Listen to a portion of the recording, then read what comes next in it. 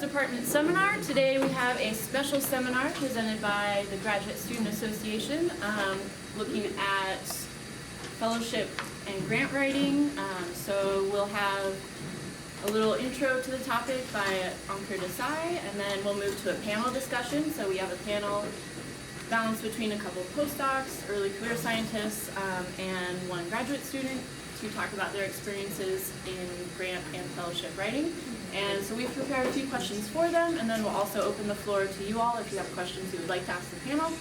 And then we'll end with a hands-on exercise working on crafting and kind of editing through some hypotheses and research questions. So we'll start.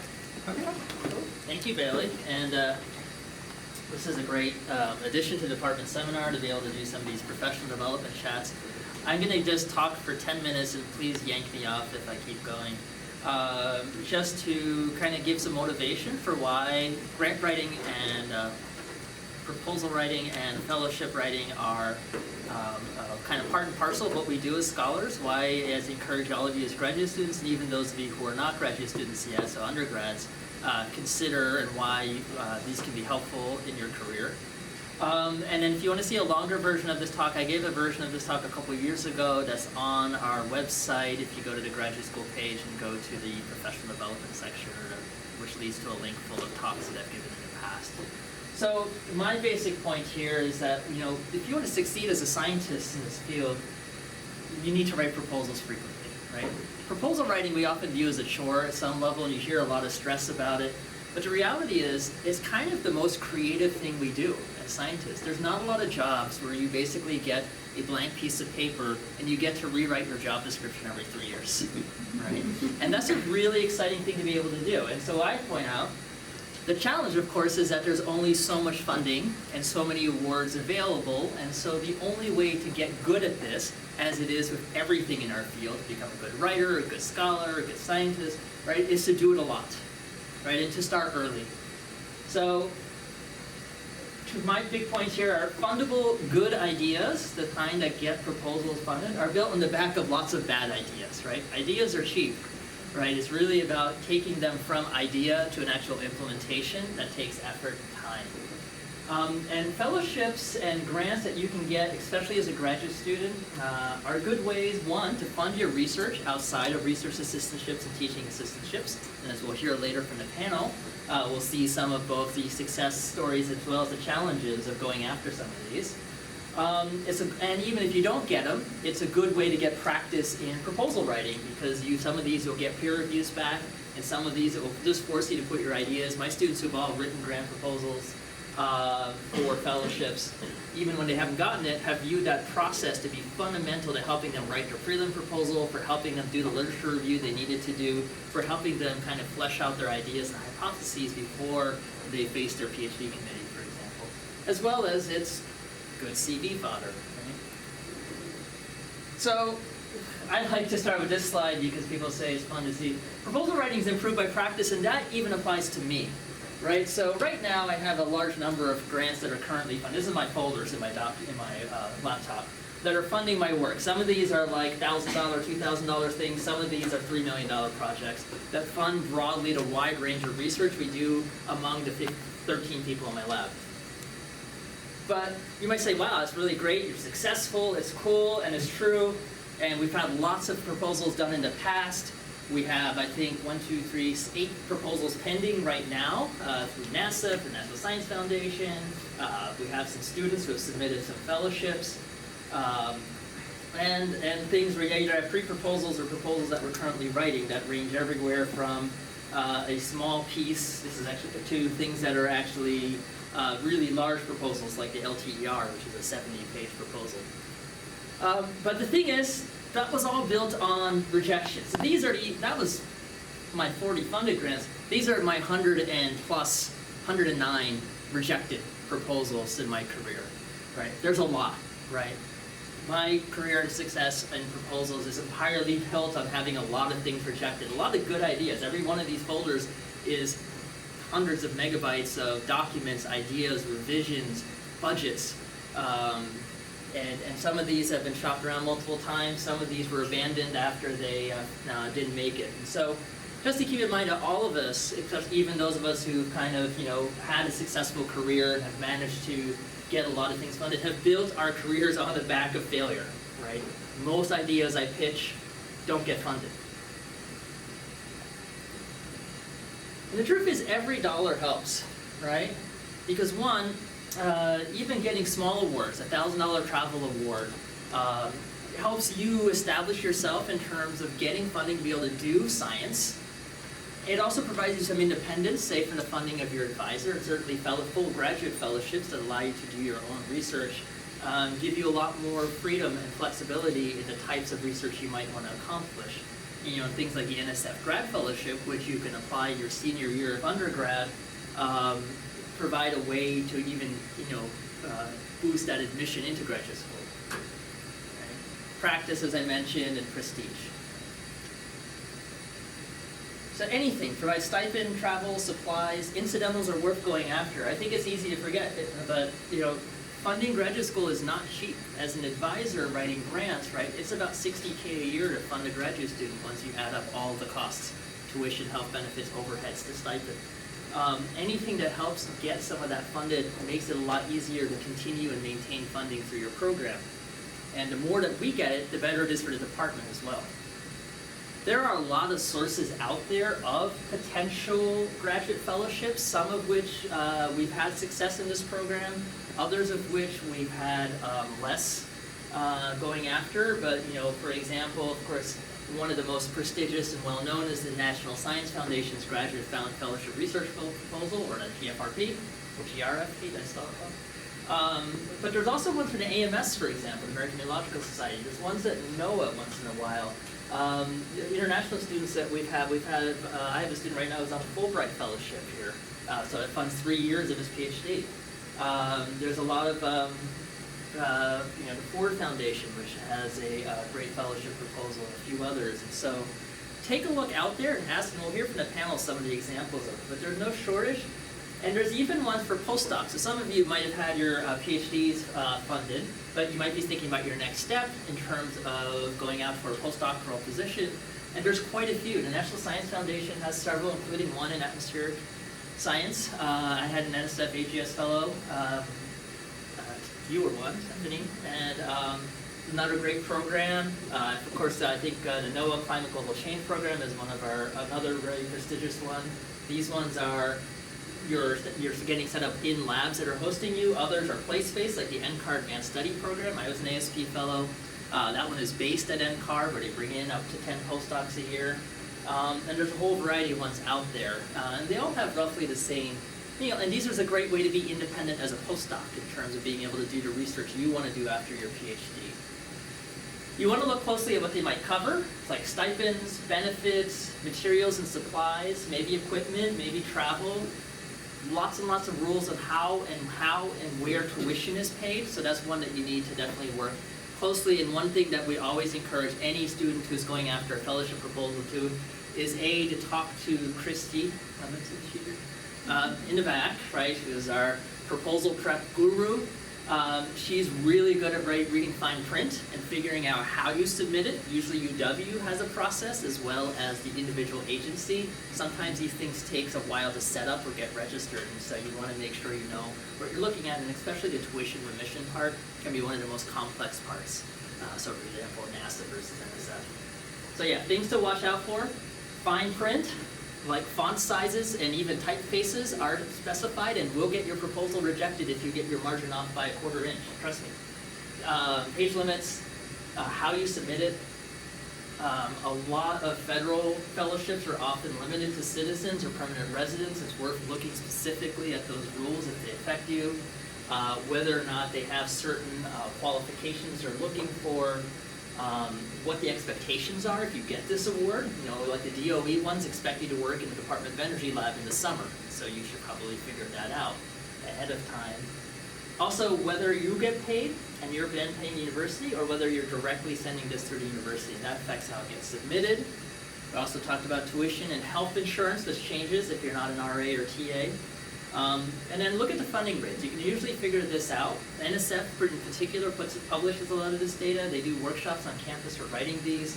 But on the average, they get about 10%, which might sound scary, right? But that's actually not terrible, right? If you apply for 10 fellowships, your probability of getting one is actually relatively decent. And then, of course, most fellowships are not going to fund your whole career, your whole grad degree. So have a plan for how you fund before, during, and after. In fact, some, like the NASA, specifically ask you to put that whole thing out in a document when it's submitted. Practice in writing. So typically these proposals are going to ask you to write something like a research plan or statement of work, usually on the order of 2 to 5 pages. Most of them, a lot of them, especially for grad fellowships, will ask you to write a personal statement or a statement of your career goals. You might be able to use this to describe challenges you've had in your career. You have to get letters for some of these, or a host institute might have to write you a letter saying they'll host you. Some require transcripts, some require CVs. Depending on the grad fellowships, usually the budgets are really straightforward because they're pretty fixed. But others may have more flexibility in saying, hey, I need X dollars to go to this location, or I need page charges for publication or whatever. There's always forms. And then some agencies have outreach or specific components that are related to how does your science research help support society and the economy. In the NSF world, that's called broader impacts.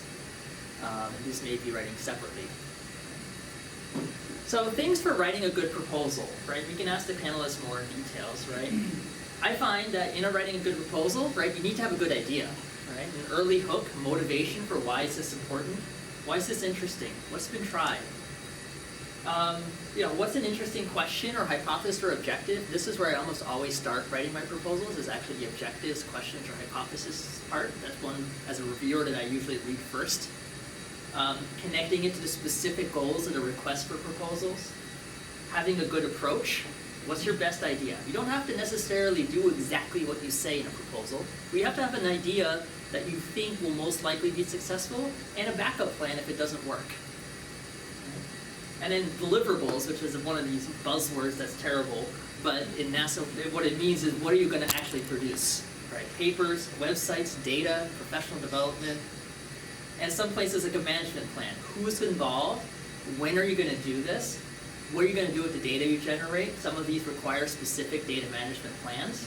And if there's any safety or field safety type plans that you need to include. So those are the typical elements of every proposal I write, whether it's that 70-page LTER proposal or that 2-page NSF grad fellowship. Generally, this same structure works for all of those.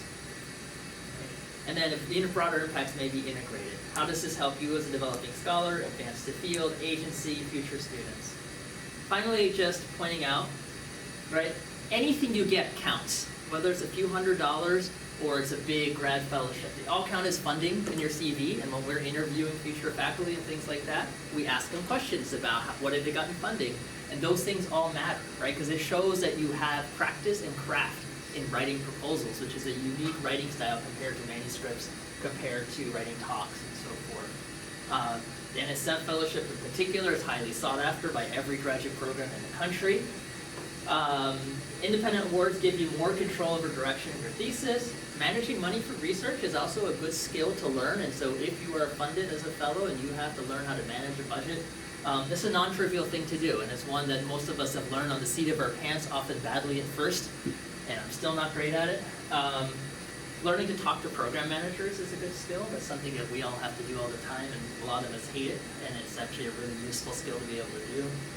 And in interviews, you'll be asked, how will you fund your research? How will you manage a lab? Easier to answer if you've already done it. So, final point. Fellowships are competitive, have a lot of offers. Everything counts. Apply early and often. These things take at least a couple months to plan and prep. Read a request for proposals. Pay attention to all the rules. Talk to the program. Use campus and AOS resources. As we'll hear from the panelists, there's lots of grad students who have experience submitting these. There's people like Christy who can help you with the mechanics of proposals. You're welcome to talk to me anytime about the graduate program and how these things might fit in with your career. And just going through a process, even if unsuccessful, is critical to your professional development. And one of the cool things is a lot of grad fellowships actually give you back reviews. Reviews are often hard to read, as those of you know, but it's a great process because you're better off getting those reviews and learning how to make yourself a better scientist, be able to make a better dissertation than not. So that's what I'll leave it at, and I think Juliet's going to introduce now a panel of 4 students who have had a range of experiences with fellowships. So if I could have all the panelists come up, rearrange the chairs.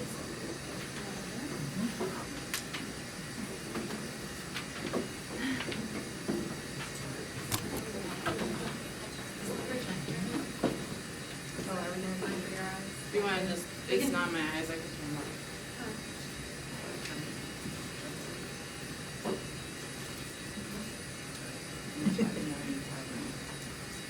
Sure, so like Ankur said, so these 4 panelists have been successful in their proposal writing, and they're at different stages in their careers. And so we want to just know a little bit more about kind of actually putting the tools that Ankur mentioned to practice, and how these panelists have been good at doing that. So we have Claire Pedersen, Stephanie Henderson, Ethan Nelson, and Alicia Hoffman. And I'd like each panelist, please, to just introduce yourself in terms of where you are in your career, what is your research focus, and then also kind of what proposals have been successful for you, or even unsuccessful. Kind of what are the big, like what are something big that you've learned from that writing process? So I'm Claire Pedersen, I'm an early career scientist. I'm at Space Science Engineering Center, and I'm pretty much 100% self-money funded, so I write a lot of proposals.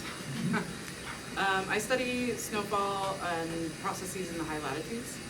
So I have been successful as a PI, a co-PI, a co-investigator, as well as a collaborator, which is an unfunded person who's an expert on multiple proposals from NASA, NOAA, and NSF. I currently have 6 projects I'm either PI or co-PI of. I don't currently have anything that I'm co-investigator. I fund myself and about portions of about 3 or 4 other researchers or scientists and 1 grad student. Hi everyone, I'm Stephanie Henderson. I am an assistant professor here. I am early in my career. I just started, last fall was my first semester officially as a professor here. I was an NSF fellow during my postdoc, so that was the EGS PRF, which is it's Atmospheric and Geospace Sciences. I postdoctoral research fellowship. And I can definitely talk more about that. I don't know what order you're wanting to do this in. And I had also applied to the NOAA postdoc fellowship. As far as, I'm pretty new to the general proposal process.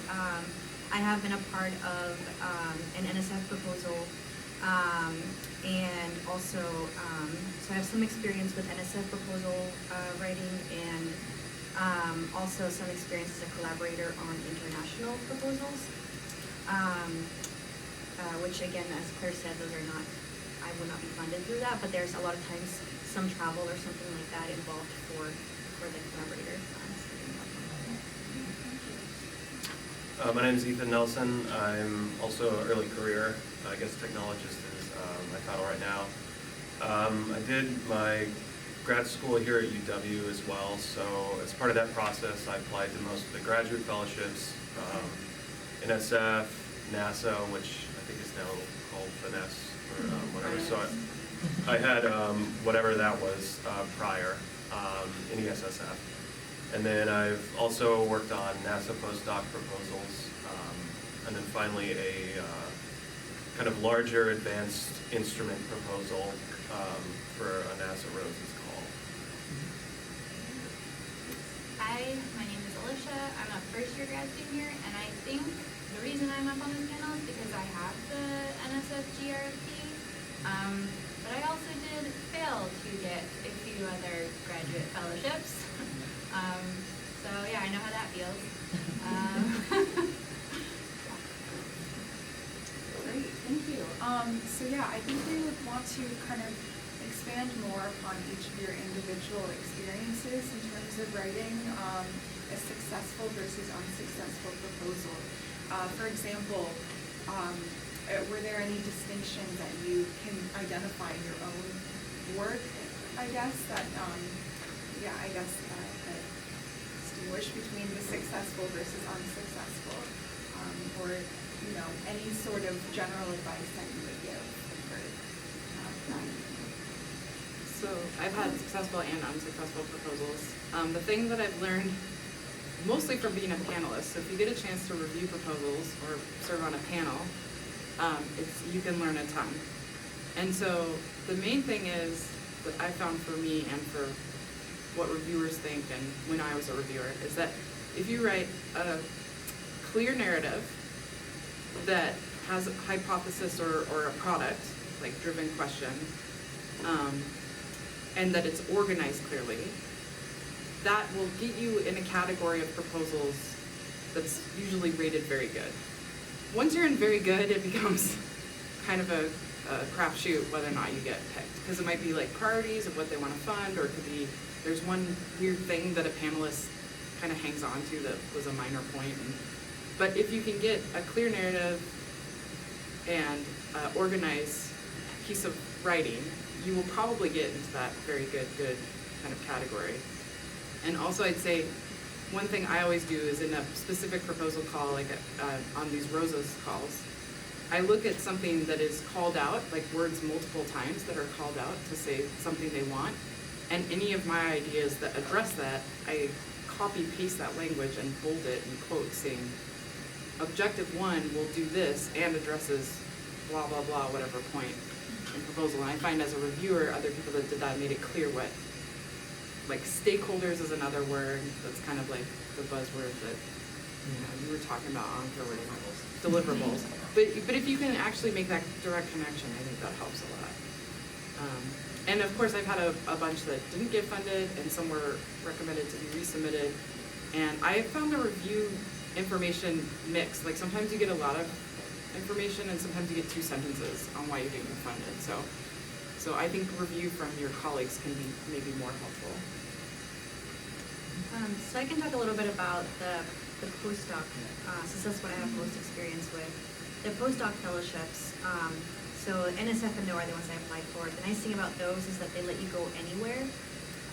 NOAA specifically US, with NSF you can technically go anywhere. I know somebody went to Germany with an NSF postdoc.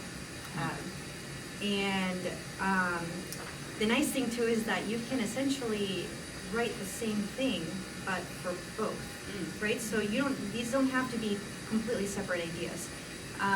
So I essentially wrote the same proposal, but with NOAA, it's specific to the US, right? So that means you have to keep in mind NOAA's mission. Always keep in mind the mission of what you're sending the proposal to, right? So NOAA cares about the US, right? So whatever you're proposing for your fellowship proposal, you kind of want to focus on impacts to the US or improving something, NOAA's products, modeling, use NOAA's data.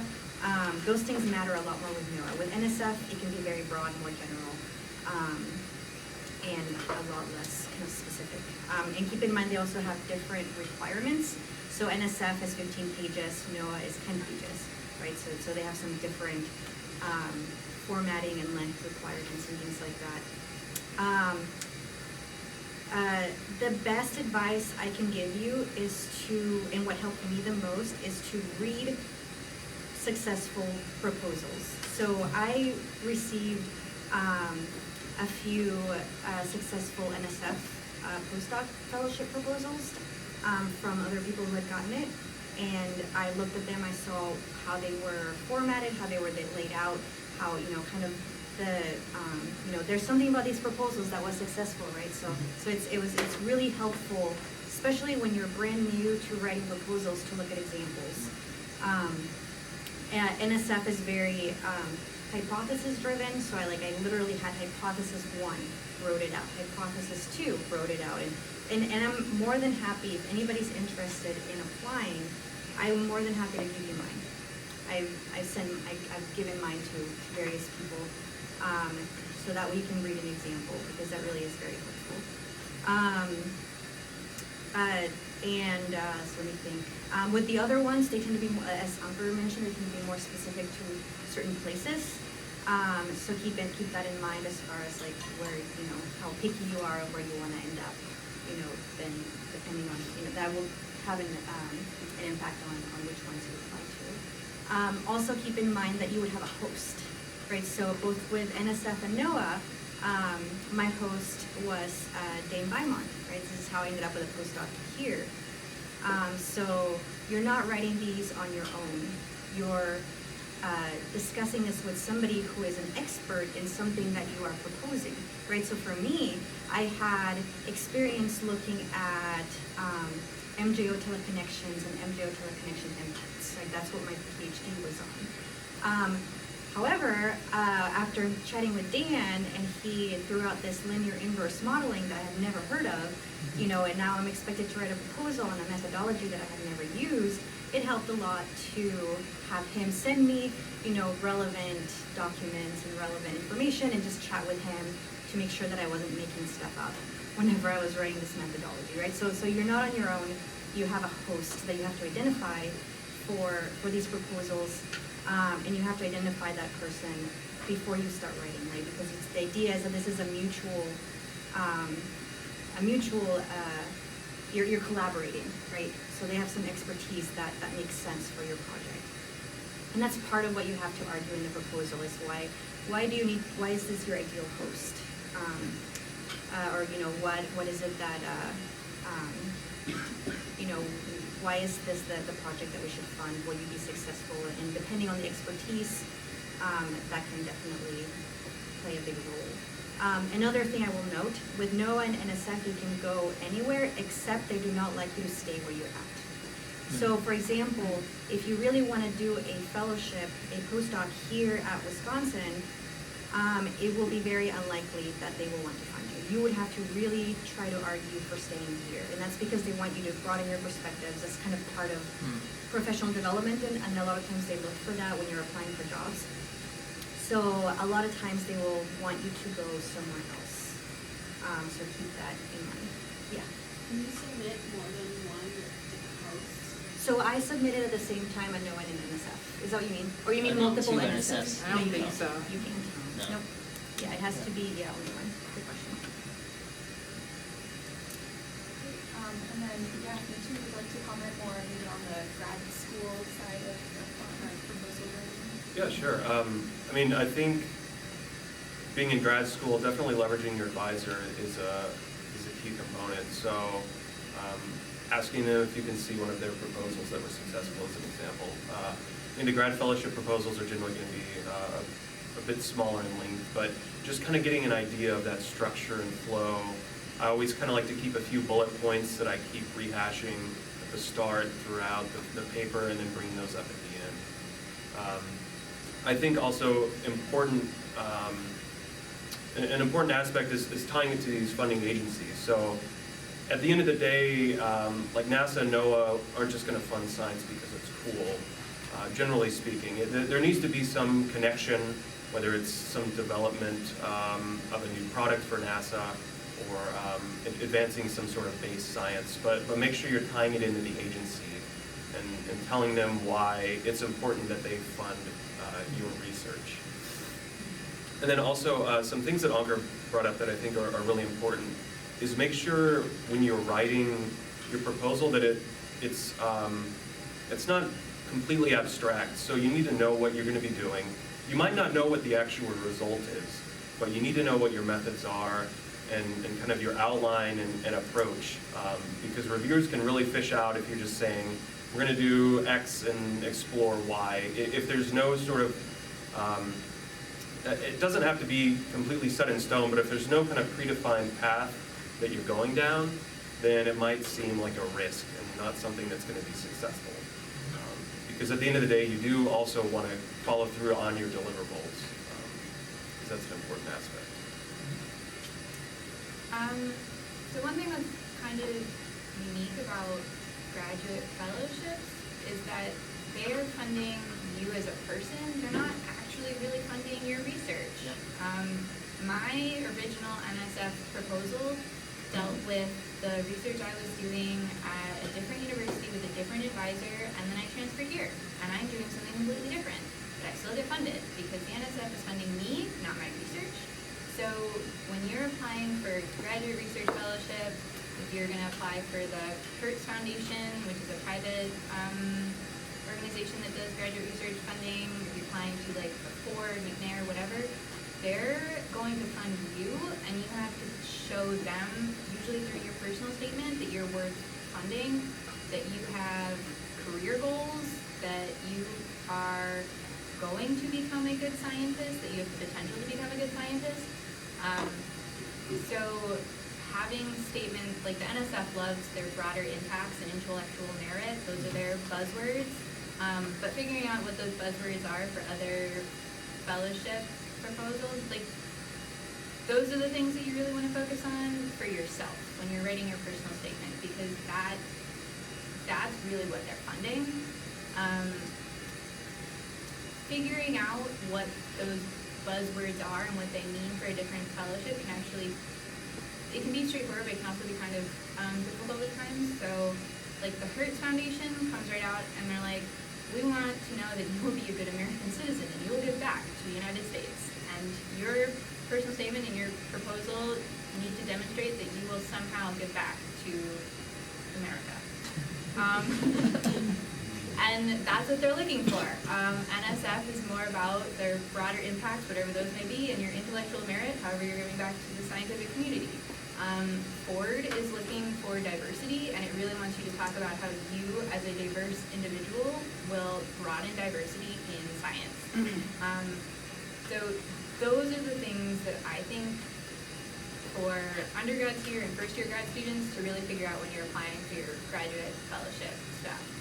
Because that's what the reviewers are really looking for in those kinds of proposals. Great, thank you. I don't know, should we send it to the audience, perhaps? Yeah, the last 10 minutes. One thing I was gonna add, I brought Please, yeah. these. This is a book that Anka recommended, that I borrowed from him and then bought my own, called Writing Successful Science Proposals. And then this one I also find really helpful, or people from Earth Science Women's Network recommend this. This is Writing Science with Joshua Schmill.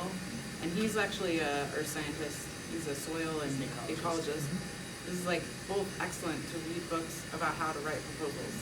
And they'll help you with your paper writing too, but this helped a lot to read these. Yeah, so we will extend this to you guys asking questions to any of our panelists, please. Yes, John? Can I just make a comment rather than ask a question? Maybe it'll turn into a question, and I'll stand up so everyone can hear me. I can't hear so much what's going on up there, but that's a function of age more than anything. It occurred to me last week, and I didn't even know we were going to do this forum, which I think is an excellent idea. But it occurred to me that this is such a foundational aspect of what you do as a scholar, writing proposals, whether you do it for yourself as a graduate student, or you do it as a leader of a small group or a large group. But we do it mostly in isolation, and I think that's a big mistake. And it completely blows off enormous amounts of infrastructural, collaborative expertise that we could use. So this is a great step in the right direction. I wonder if graduate students maybe shouldn't, once in a while, maybe twice a semester, get together and say, here is the number of us who are trying for these fellowships, here's what we're both proposing and how we're doing it. And you give a short seminar and it says, this is what I'm thinking of doing. Your colleagues are bound to say, wait a minute, sharpen that point a little bit. I didn't really understand what you meant there and so on. And I think the same applies to faculty. We should have a twice a semester faculty proposal seminar where all we do is get together and say in 5 minutes each, here's what I'd love to propose. I feel naked about this side of it. I feel pretty good about this part. Help me fill it in. And then it doesn't mean that every proposal that leaves here is got 18 PIs. That's not what I'm saying. So we all have to agree that we're not going to steal each other's ideas. But in this community, I have no concern about that. This is a great community of scholars. But what if we did that? And all of a sudden, Anker is telling me things that I never would have thought of about my proposal writing. Or, Matt Nishman is saying, why don't you think about this aspect of the stress field? All these things I would never think of. Then you send in these proposals and suddenly NSF is saying, why are all the proposals from Wisconsin so excellent? So diverse. So anyway, I think this is a great idea, but I think we can do even more to enhance the collaboration. That's a really great idea. I was gonna say that, we all have different perspectives, but we've also, a lot of us have reviewed proposals. right? So we're in ways, you know, as we review, especially NSF loves, you know, they're like, what are the strengths, what are the weaknesses, right? So they want you to look for weaknesses, right? So you know, a lot of times you will see things that, you know, maybe the author didn't write because that, you know, they have some assumptions in their mind or you know, it's kind of based on what they saw previously and they didn't actually write that out or something. That's a great idea. Yeah, and I would just follow that up by saying, my experience is I've written proposals as PI where I did like 98% of the writing and the work and didn't have people really even reviewing it. And then I've done a bunch where I'm a member, either as a co-PI or the PI leading a group, where there were sections that I had no expertise in. I was like, you have to write this section, and then I'll kind of weave it into the narrative, or like I was setting up every 2-week meeting, so we'd talk, and so the proposal would progress. So if you are by nature a really organized person, or don't mind the aspect of coordinate that collaboration, that can help a lot. So if you had something like once a semester get together, if you kind of naturally are like, oh, well, I'm really interested in this and I want to organize this group of people to get together, you could have a proposal come out of that pretty easily, I think. But you'll find yourself writing proposals on your own, but also collaboratively as well. And you have to figure out both ways to make a good proposal, because you can read a proposal if you're a reviewer and notice that every, like 5 different people wrote it, and, you know, then it's kind of, that doesn't work very well unless it's like knitted together really. Oh, I was just gonna say that I think another benefit of getting people together maybe outside of your research group or doing feedback and stuff. I know one of the hard things for me was avoiding like subject-specific jargon or like I would use a phrase just because John and I would talk about it in this like using this word, and then last year when I submitted it, they hated that word and it was just like super unclear to them what it meant. And maybe that would have been like, maybe I would have flushed that out had I like asked someone else to read it who isn't familiar with my work at all. And actually, on that note, that's a great point. Whoever is reading your proposal, whoever is reviewing it, may not be an expert in what you do, right? So if it's really technical, they may be like, I don't understand this. This is not a good, you know, don't fund it. Like they could brush it off, and I have seen that happen, where it's a very technical proposal, and the review was, I'm sure this is great, but I can't really tell, and then that's not funded. But that's an important point, Yeah. because if you could write a technical proposal that you then say the application of this will, you know, you broaden, that's the broader impacts kind of part. If you have what Ethan I think was talking about, where you have a clear connection, like I'm going to start with X and do Y, and here's the literature that backs it up, and also, even though this is very specific, it applies to these other fields in atmospheric science in these ways. So I think you can take something technical, and if it doesn't have too much jargon, or if it, as long as you make it applicable, then you might have somebody as a reviewer say, well, I'm not an expert in hydrology, but I think this was really well written, I see the practical applications, and, you know, then you have a discussion with a group of people about it. Just to kind of build on the kind of community writing sort of thing, for any grad students that are interested, we do have a graduate student writing group that meets weekly on Thursdays to write and get feedback on things that Miguel organized. So if you want to be a part of that, everyone's welcome to be a part of that. I want to hear more about your rejected proposals and a little bit about how you, like, you know, how you felt about them, whether the reviews were useful for you, or like, you know, Alicia, you mentioned specifically that you had a few that were rejected before the NSF came through. Like, was that a natural evolution then, or? Yeah, I think so.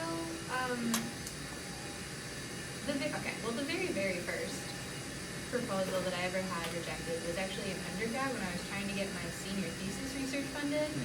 And it was even sadder because the reviewers were faculty members in my department. It was like a small department specific, like up to $2,000 funding to do research, and all of the comments were really disheartening because they were things like, we know you can do better. And so when you have faculty that you've taken classes with who say like, we know you can do better, you even have more grammatical errors than you have normally. And I'm like, oh, that's terrible. I'm never doing that again. But it does make you work a lot harder and think about how you're writing your proposals and small things like editing.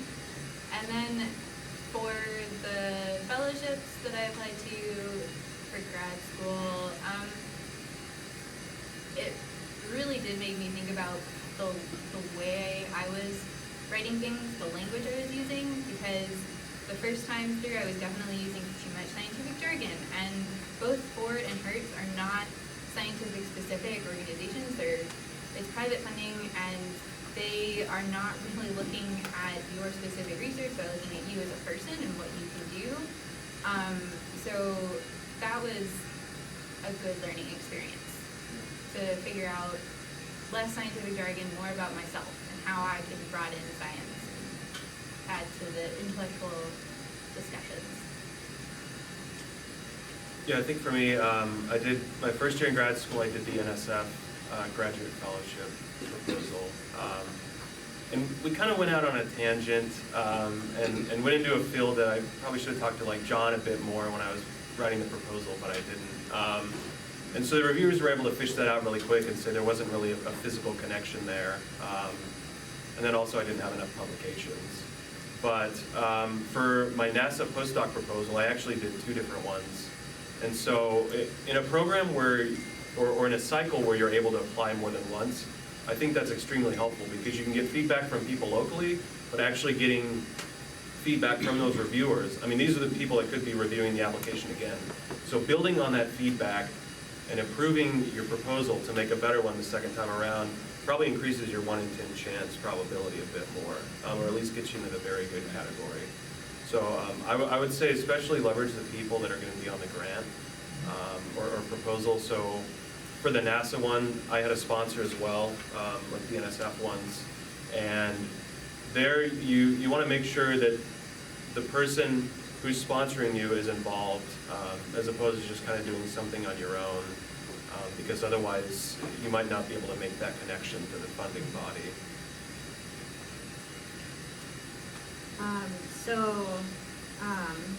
One thing to keep in mind is like whoever is reviewing your proposals the first time may not be who reviews your proposals when you resubmit, which makes it kind of difficult. So I'll talk a little bit, I guess, about our experience, John, with our proposal, which ended up getting rejected. It goes to NSF, and we had it was previously rejected, and we kind of worked in the reviewer suggestions. It was. We still think it's really good, and then we got reviews back, and they're totally different. So you kind of see. I mean, which can be really frustrating. It's like, well, now we're seeing other people pointing out different things. Like, why didn't you point it out this first time? It's probably because it's different people, different perspectives. So, kind of that, which is just kind of adds to the frustrations of proposal writing, I suppose. That being said, we're optimistic, and we are going to work through those, and we're going to resubmit. So, optimism is good. Yes. Thanks again.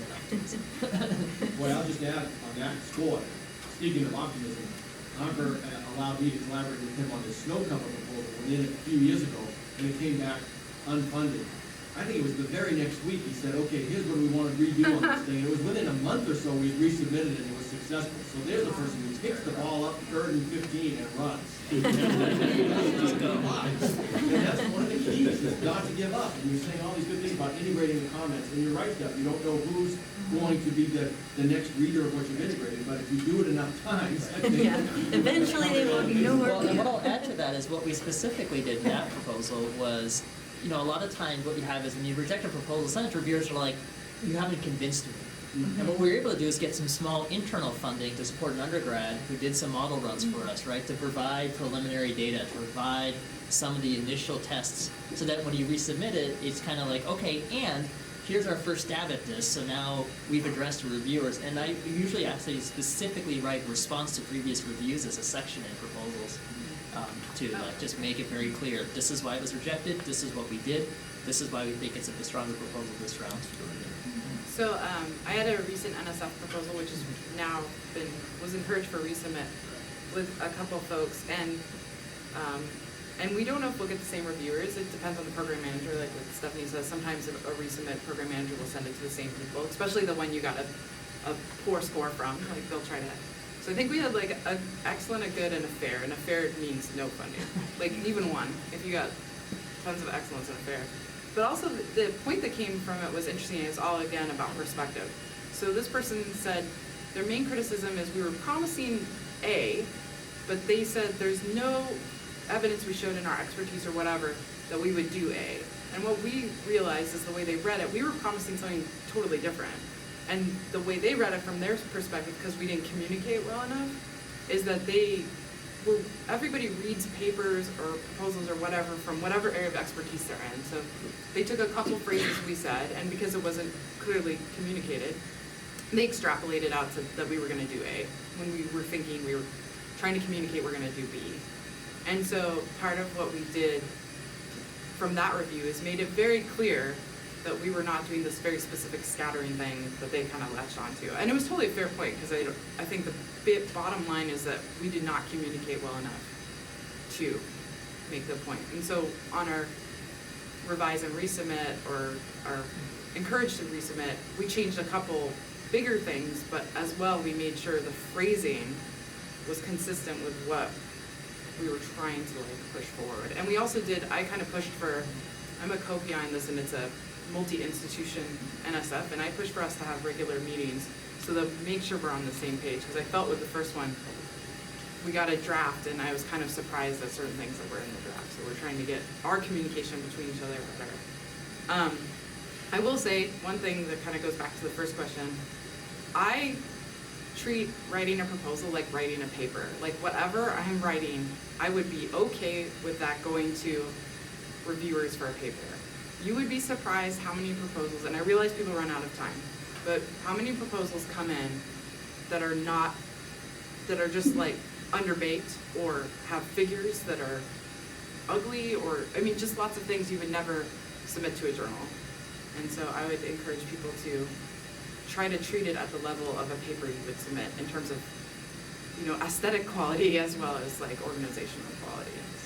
So I think one thing to build on your point about kind of communicating your goal or what you want to do, one thing I found helpful is kind of writing out what I'm wanting to accomplish, and then drawing a figure that I put in my paper. I don't have the results to actually put in, but can I describe what these results are going to be, or what I'm going to be demonstrating and kind of delivering through the proposal?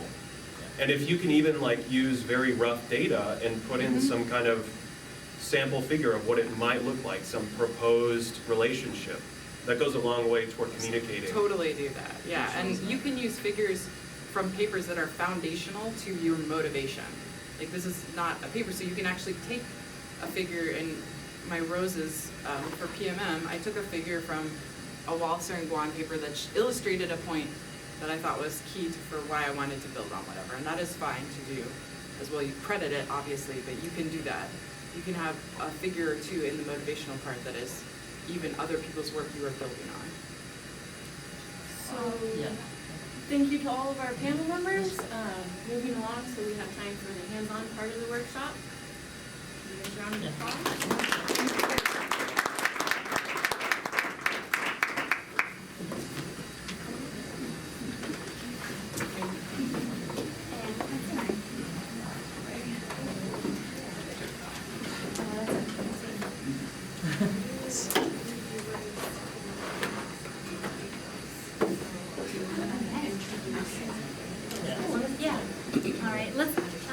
Let's give another lovely hand of applause for our lovely panel.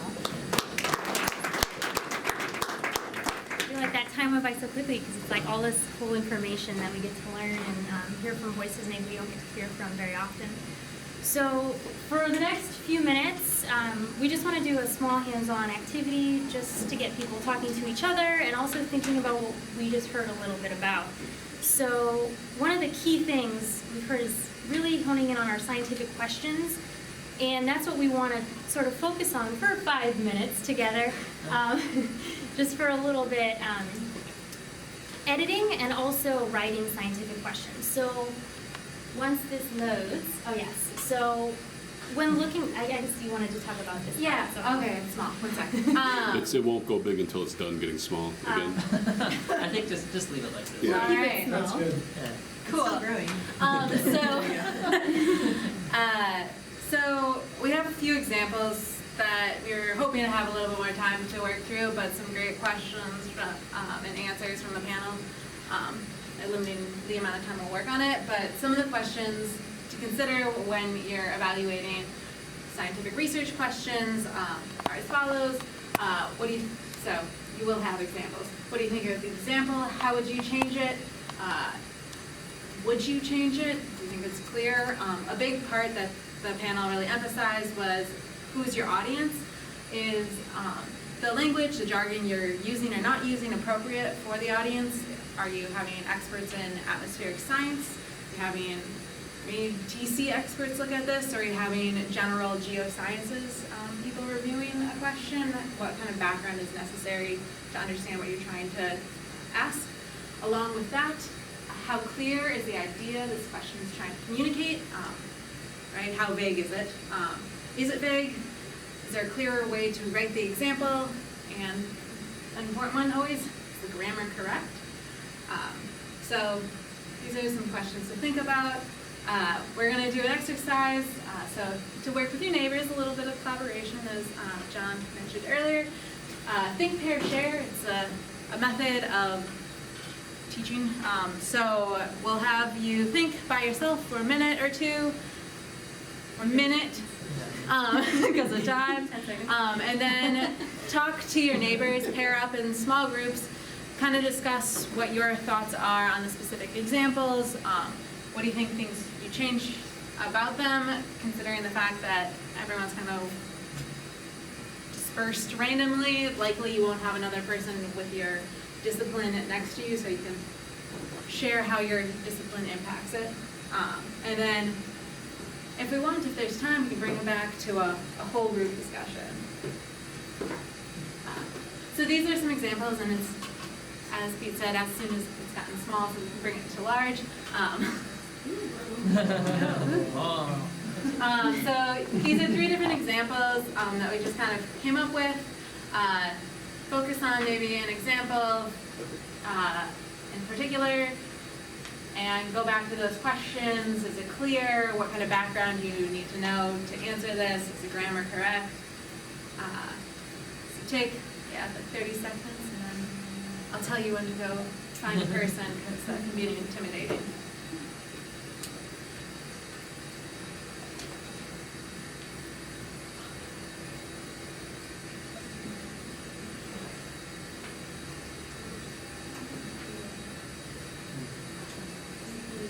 You want to actually see people start murmuring to their neighbors, so feel free to talk to a neighbor, make sure everyone's incorporated in some. We'll have like 3 minutes to talk to neighbors, and then if there's, and then we'll wrap it up. Yeah. No, I think that's good. Like whoa, right? People are interested in this. Full time, So stuck on the middle one. The answer to that is yes, no matter how you phrase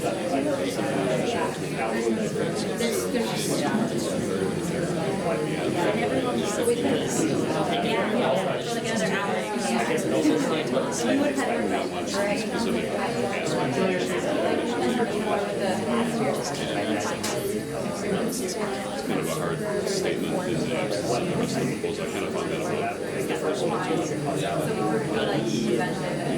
TC isn't defined in the knowledge cycle. That's been defined.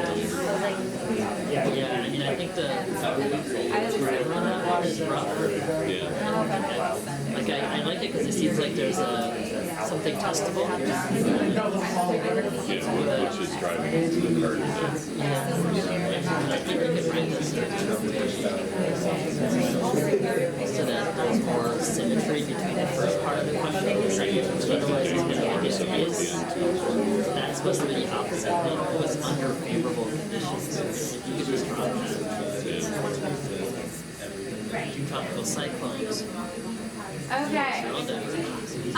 So this is the super abbreviated version of this, but hopefully you guys started a good conversation. You got to know a neighbor, got to have some fun conversations. There's definitely differences in how the different areas of these examples and how understandable, good quality questions these are. But one thing that I forgot about that we'll talk about, there's two things. So we were hoping to give you a chance to write your own questions, for you to think about a topic you're interested in, and I guess there's probably a lot of people who want to have collaborations and talk to people about their ideas, as we heard during our panel. So we don't quite have time to do this activity, but I do encourage people to take the time to write questions and look to other people for support on and feedback from others. So here is a slide with a number of resources that they put together, and it's lovely. And we heard a little bit about this book earlier during our panel too. So these resources are really helpful. And doing a Google search can be really overwhelming. Like just Googling like writing and suggestions for writing, there's a lot online. So having a condensed slide I think is pretty helpful, and there's some really good sources and information available. So thank you. There's also one thing to, Just kidding. to add for the NSF in specific, UW-Madison has an archive going back like the last 5-10 years of successful NSF grants across all disciplines that anyone with a UW account has access to. So there's a ton of support there for at least NSF. And that's only the graduate research? That's a graduate. They might have one for the postdoc too, but I think you have to actually attend a seminar or their like informational session, and then they give you access. But I'm sure if you also ask for it, they give it to you. Would you be willing to share this slide? No. Yeah, we can put it somewhere. We can just send it out to AOS, everyone. GSA website. Ooh, yeah. We Yeah, can good thing.